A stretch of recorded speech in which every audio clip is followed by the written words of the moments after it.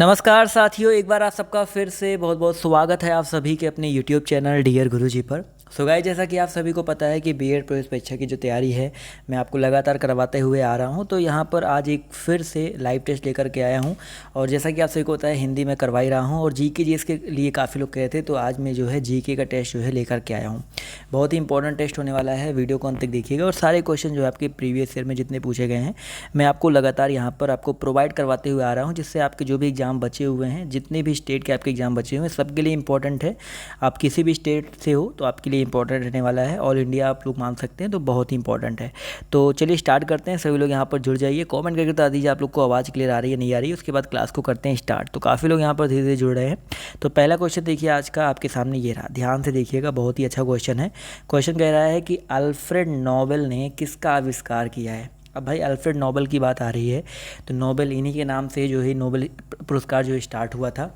तो याद रखिए दोस्तों, अल्फ्रेड नोबेल की अगर हम बात करते हैं, फटाफट सभी लोग जवाब देते हुए चलेंगे। अल्फ्रेड नोबेल की बात हो रही है, बहुत ही इंपॉर्टेंट क्वेश्चन है, तो याद रखिएगा अल्फ्रेड नोबेल ने, जवाब बिल्कुल सही आ रहा है यहाँ पर, डायनामाइट का आविष्कार किया था। तो ऑप्शन नंबर जो इसका सी है वो यहाँ पर बिल्कुल करेक्ट हो जाएगा। जी हाँ दोस्तों, अल्फ्रेड नोबेल की बात करते हैं तो इन्होंने डायनामाइट का जो है आविष्कार किया था। अगला क्वेश्चन ध्यान से देखिए आपके सामने यहाँ पर क्या कह रहा है, ध्यान से देखिए। योजना आयोग का पदेन अध्यक्ष कौन होता है। क्वेश्चन नंबर आपका यहाँ पर 2 है। योजना आयोग का जो पदेन अध्यक्ष है वो कौन होता है, आपसे यहाँ पर पूछा गया है। सभी लोग जवाब देते हुए चलेंगे, बहुत ही अच्छा क्वेश्चन है। तो याद रखिए दोस्तों, योजना आयोग की अगर हम बात करते हैं तो योजना आयोग, और अभी जो है बात करते हैं इसके बारे में, तो यही जो है अभी नीति आयोग बन गया है। तो इसका जो पदेन अध्यक्ष होता है वो आपके प्रधानमंत्री होते हैं। कौन होते हैं भाई? प्रधानमंत्री होते हैं। 15 मार्च 1950, ये डेट याद रखिएगा, 15 मार्च 1950। इस डेट से अगर हम बात करते हैं, इसकी स्थापना जो है केंद्रीय मंत्रिमंडल के एक संकल्प प्रस्ताव पारित करने पर की गई थी 15 मार्च 1950 ईस्वी को। अगला क्वेश्चन देखिए आपके सामने यहाँ पर क्या कह रहा है कि अभिनव भारत के संस्थापक कौन थे। बहुत ही अच्छा क्वेश्चन है। अभिनव भारत के संस्थापक जो है कौन थे, फटाफट जवाब देते हुए चलेंगे। क्वेश्चन नंबर आपका यहाँ पर 3 है। इसका करेक्ट आंसर आपका क्या हो सकता है? अभिनव भारत। यहाँ पर जवाब देखिए फटाफट आना शुरू हो गया है। तो अगर हम बात करते हैं दोस्तों अभिनव भारत के बारे में, बहुत ही अच्छा क्वेश्चन है और इसका जो करेक्ट आंसर आपका क्या हो जाएगा सर? अभिनव भारत नामक एक क्रांतिकारी संगठन की स्थापना जो है की गई थी विनायक दामोदर सावरकर, यानी कि ऑप्शन नंबर जो इसका बी है वो यहाँ पर बिल्कुल करेक्ट हो जाएगा। विनायक दामोदर सावरकर, इनके द्वारा किया गया था अभिनव भारत। ठीक है। अगला क्वेश्चन देखिए आपसे यहाँ पर क्या कह रहा है कि मुख्य न्यायाधीश की नियुक्ति कौन करता है। क्वेश्चन नंबर 4 है।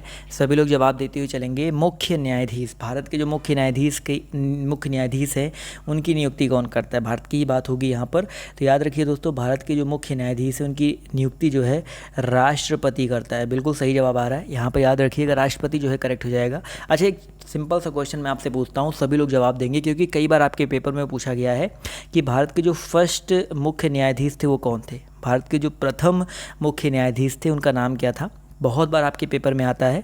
सभी लोग जवाब देते हुए चलेंगे। मैं आपको बता देता हूँ, उनका जो नाम था एच.जे. कानिया। ठीक है, एच.जे. कानिया था, हीरालाल जे कानिया था उनका नाम। तो याद रखिएगा एच.जे. कानिया, बहुत ही इंपॉर्टेंट है, याद रखिएगा।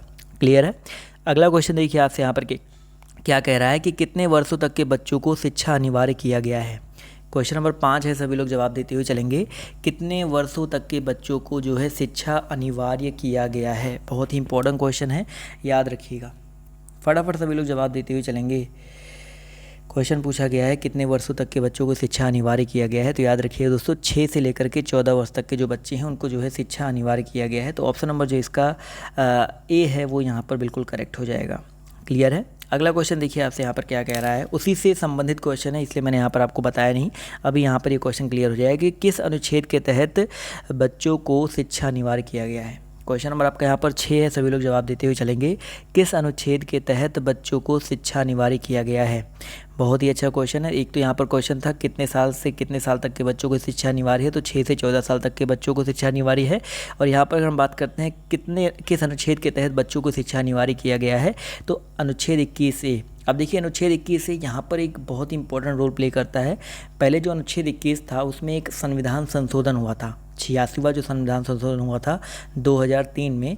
तब आपका ये 21A बना था। और 21A में बेसिकली यहाँ पर एक बोला गया था कि 6 से लेकर के 14 वर्ष तक के जितने भी बालक हैं उनको निःशुल्क अनिवार्य प्राथमिक शिक्षा और देखभाल जो है वो बंद किया गया था। तो ऑप्शन नंबर जो इसका डी है वो यहाँ पर बिल्कुल करेक्ट हो जाएगा।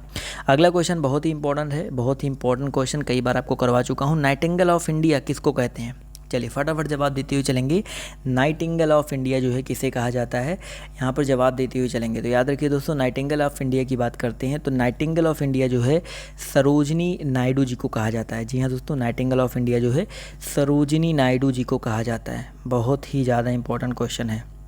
क्लियर है? चलिए, बिल्कुल सही बात है सर, सभी के जवाब देखिए यहाँ पर आने चाहिए। तो नाइटिंगेल ऑफ इंडिया यहाँ पर हो गया भैया सरोजनी नायडू। इसके बाद बात करते हैं अगले क्वेश्चन के बारे में। देखो यहाँ पर चाणक्य भी आया ना, तो चाणक्य को कौटिल्य के नाम से भी जाना जाता है। और इसके अलावा नाइटिंगेल ऑफ इंडिया जो है सरोजनी नायडू। यहाँ पर कुछ लोग लता मंगेशकर बोल रहे हैं, बट लता मंगेशकर को नाइटिंगेल ऑफ बॉलीवुड बोला जाता है, बॉलीवुड की नाइटिंगेल बोला जाता है, वैसे इनका उपनाम है। लेकिन अगर नाइटिंगेल ऑफ इंडिया की बात की जाए तो यहाँ पर सरोजनी नायडू जी का नाम आएगा। क्लियर है? चलिए, बिल्कुल सही बात है। अगला क्वेश्चन देखिए, आपसे कह रहा है कि यूनेस्को का मुख्यालय कहाँ पर है? यूनेस्को की बात हो रही है। यूनेस्को का जो मुख्यालय है वो आपके कहाँ पर है? फटाफट जवाब देते हुए चलेंगे। बहुत ही अच्छा क्वेश्चन है। यूनेस्को का मुख्यालय, बहुत ही अच्छी बात है। सब जवाब देखिए यहाँ पर सभी के आना शुरू हो गए। तो यहाँ पर कुछ लोग का जवाब जिनेवा आ रहा है। भैया जिनेवा आ रहा है, लेकिन यहाँ पर यूनेस्को की बात हो रही है। UNESCO, संयुक्त राष्ट्र शैक्षिक वैज्ञानिक तथा सांस्कृतिक। तो इसकी स्थापना 1946 में हुई थी। और भैया यूनेस्को की जो मुख्यालय है वो पेरिस में है, ना कि आपका जिनेवा में। पेरिस कहाँ पड़ता है? फ्रांस में पड़ता है। बहुत ही इंपॉर्टेंट है, याद रखिएगा। अगला क्वेश्चन देखिए, आपसे यहाँ पर क्या कह रहा है कि राष्ट्रपति किस अनुच्छेद के तहत लोकसभा को भंग कर सकता है? क्वेश्चन नंबर 9 है, सभी लोग जवाब देते हुए चलेंगे। राष्ट्रपति जो है किस अनुच्छेद के तहत लोकसभा को भंग कर सकता है? बहुत ही अच्छा क्वेश्चन, बहुत ही प्यारा क्वेश्चन। और जवाब देखिए यहाँ पर आना शुरू हो गया है। तो अगर हम बात करते हैं राष्ट्रपति के बारे में, दोस्तों जो राष्ट्रपति है वो आपके अनुच्छेद 85B के तहत, जी हाँ दोस्तों, अनुच्छेद 85B के तहत लोकसभा को भंग कर सकता है। तो ऑप्शन नंबर जो इसका ए है वो यहाँ पर बिल्कुल करेक्ट हो जाएगा। अगला क्वेश्चन बहुत ही आसान सा क्वेश्चन है। कुचिपुड़ी पूछा गया है, कहाँ का नृत्य है? क्वेश्चन नंबर आपका 10 है और सभी लोग जवाब देते हुए चलेंगे। जो आपका कुचिपुड़ी है वो कहाँ का नृत्य है? क्वेश्चन नंबर 10, जवाब देखिए 10 का यहाँ पर आना शुरू हो गया और बहुत ही अच्छी बात है सर। कुचिपुड़ी जो है बिल्कुल सही जवाब आ रहा है सर, आंध्र प्रदेश का शास्त्रीय नृत्य है। तो ऑप्शन नंबर जो इसका बी है वो यहाँ पर बिल्कुल करेक्ट हो जाएगा। ठीक है, अगला क्वेश्चन देखिए, आपसे यहाँ पर क्या कह रहा है कि प्रसार भारतीय का अध्यक्ष कौन होता है? क्वेश्चन नंबर आपका यहाँ पर 11 है, सभी लोग जवाब देते हुए चलेंगे। प्रसार भारतीय का अध्यक्ष कौन होता है या कौन है? चलिए सर फटाफट जवाब देते हुए चलेंगे।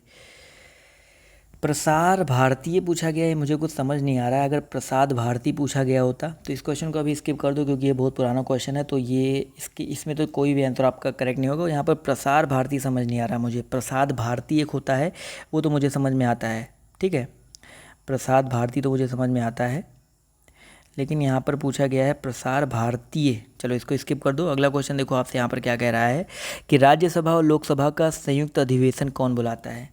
राज्यसभा और लोकसभा का पूछा गया है यहाँ पर, जो आपका संयुक्त अधिवेशन है वो कौन बुलाता है? क्वेश्चन नंबर 12 है, सभी लोग जवाब देते हुए चलेंगे। तो याद रखिए दोस्तों, यहाँ पर राज्यसभा और लोकसभा की बात हो रही है। तो यहाँ पर याद रखिएगा अनुच्छेद 108, बहुत ही ध्यान से समझिएगा। अनुच्छेद 108 की अगर हम बात करते हैं तो इसके अकॉर्डिंग जो राष्ट्रपति होता है, कौन होता है भाई? जो राष्ट्रपति होता है वो संयुक्त अधिवेशन को बुला सकता है। ठीक है, अगला क्वेश्चन देखिए, कह रहा है कि सत्यार्थ प्रकाश जो है किस भाषा में लिखी गई है? सत्यार्थ प्रकाश के बारे में पूछा गया है, किस भाषा में लिखी गई है? फटाफट जवाब देते हुए चलेंगे। क्वेश्चन नंबर आपका यहाँ पर जो 13 है, इसका करेक्ट आंसर क्या हो सकता है? तो याद रखिए दोस्तों, यहाँ पर अगर हम बात करते हैं सत्यार्थ प्रकाश के बारे में, तो सत्यार्थ प्रकाश पुस्तक के लेखक दोस्तों आपके दयानंद सरस्वती जी हैं। कौन है भैया?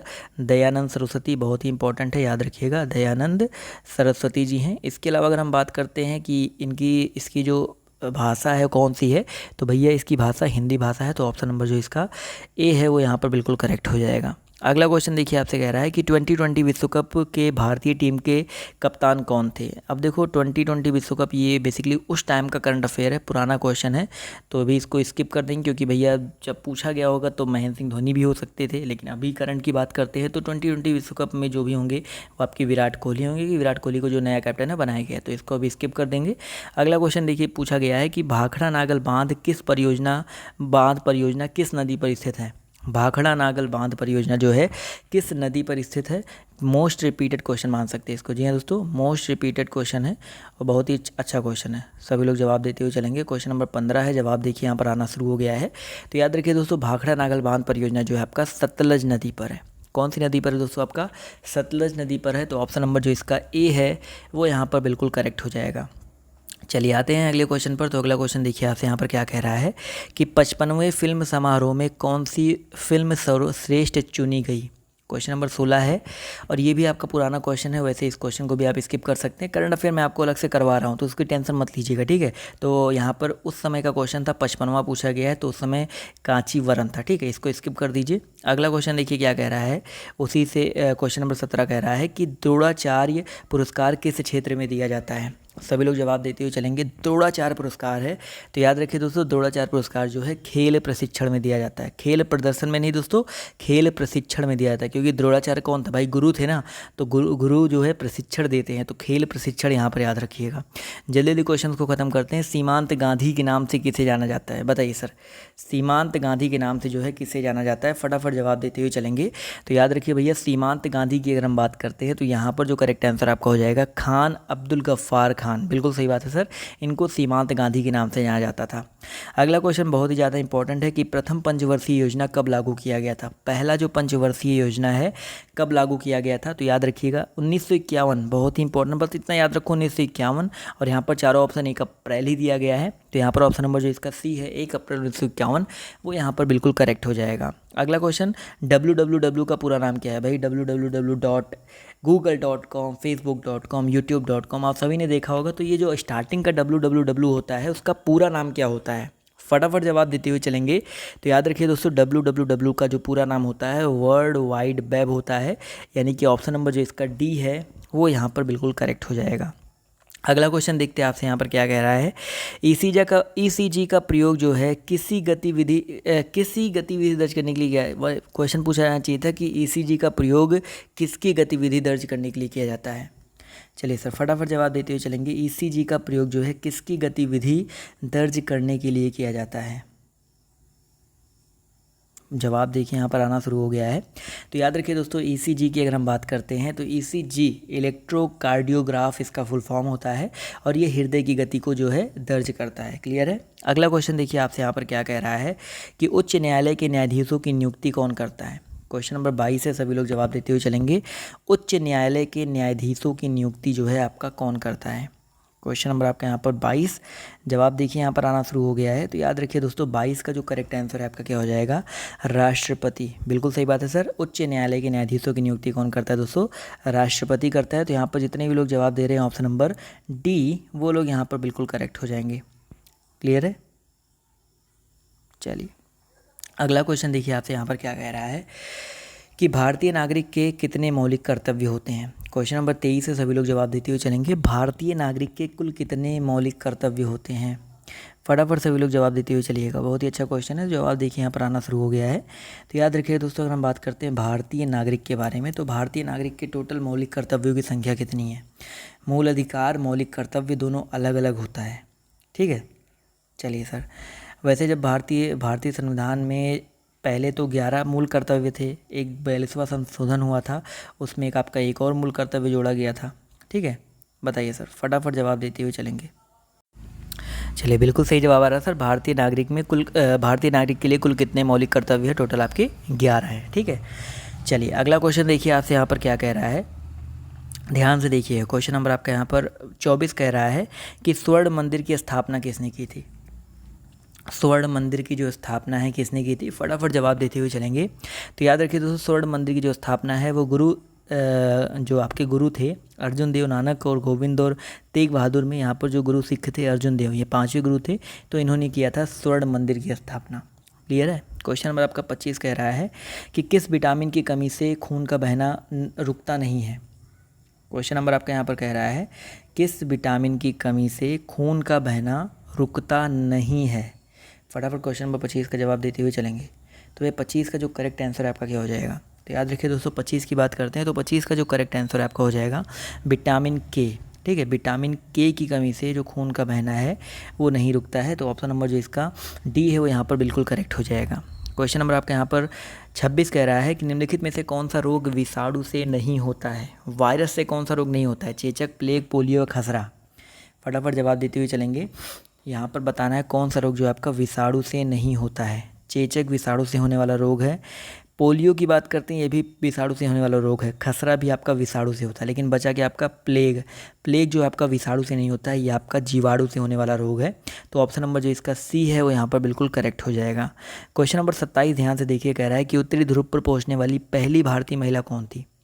उत्तरी ध्रुव पर पहुंचने वाली पहली भारतीय महिला कौन थी। फटाफट जवाब देते हुए चलेंगे। क्वेश्चन नंबर 27 का जो करेक्ट आंसर है आपका क्या हो जाएगा। चलिए भैया 27 जवाब देखिए यहाँ पर आना शुरू हो गया है।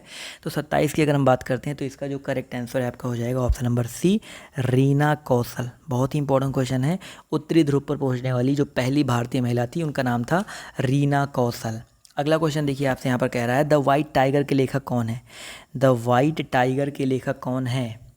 क्वेश्चन नंबर आपका यहाँ पर 28 है। जवाब देखिए 28 का यहाँ पर आना शुरू हो गया है। तो द वाइट टाइगर की बात करते हैं दोस्तों। इसके जो लेखक है वो अरविंद अडिगा हैं। कौन है दोस्तों, अरविंद अडिगा हैं। यानी कि ऑप्शन नंबर जो इसका सी है वो यहाँ पर बिल्कुल करेक्ट हो जाएगा। आप देखो अरविंद अडिगा का यहाँ पर नाम आया। तो एक चीज़ और याद रखिएगा कि इनको बुकर पुरस्कार भी मिल चुका है। जी हाँ दोस्तों, मैन बुकर पुरस्कार जो इनको मिल चुका है। कब मिला था, 2008 ईस्वी मिला था। ठीक है, अगला क्वेश्चन देखिए क्या कह रहा है कि सर्व शिक्षा अभियान के अंतर्गत किस आयु वर्ग के बच्चे आते हैं। सर्व शिक्षा अभियान के अंतर्गत किस आयु वर्ग के जो बच्चे हैं आपके आते हैं। क्वेश्चन नंबर आपके यहाँ पर 29 है और 29 का जवाब देते हुए चलेंगे सर। तो याद रखिए दोस्तों सर्व शिक्षा अभियान की बात करते हैं तो इसके अंतर्गत दोस्तों मैंने आपको वही बताया था 6 से 14। ठीक है, 6 से 14 वर्ष तक के जो बच्चे हैं वो इसके अंतर्गत आते हैं जिनको बेसिकली अधिकार प्राप्त है शिक्षा ग्रहण करने का। क्वेश्चन नंबर 30 है। यहाँ पर 30 का जवाब जो है आप सभी को क्या करना है भैया, कमेंट करके देना। ठीक है, ये आपका होमवर्क है और आप सभी को इसका जवाब देना है कि ऑस्कर अवार्ड जीतने वाले पहले भारतीय कौन थे। बहुत ही सिंपल सा क्वेश्चन है और सभी को जवाब पता होगा सर। भानु थैया, दिलीप कुमार, मनोज कुमार या राजकुमार। ऑस्कर अवार्ड जीतने वाले पहले भारतीय जो हैं कौन थे, आप सभी को कमेंट करके जवाब देना है। ठीक है, तो आज का रहा ये वीडियो। कैसा लगा आज का क्लास, आज की टेस्ट कैसी लगी, कमेंट करके बताइएगा। पीडीएफ डाउनलोड करने के लिए आप लोग हमारे टेलीग्राम ग्रुप से जुड़ सकते हैं। तो टेलीग्राम ग्रुप का जो लिंक है नीचे डिस्क्रिप्शन बॉक्स में देखने को मिल जाएगा। तो आज की इस वीडियो में सिर्फ इतना ही। बाय बाय, टेक केयर, जय हिंद, जय भारत। मिलते हैं आप सभी से नेक्स्ट वीडियो में।